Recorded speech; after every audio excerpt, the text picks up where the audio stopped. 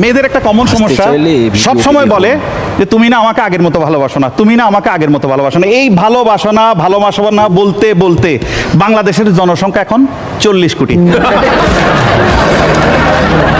এই যে বাংলাদেশে এত জনসংখ্যা বাড়ছে, তার 50%-এর বেশি জনসংখ্যা বাড়ছে খালি একটা কথার উপর বেস করে।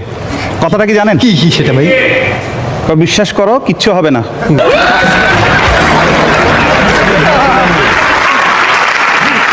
আসলে পুরুষ মানুষকে নিয়ে একটু কথা বলবো।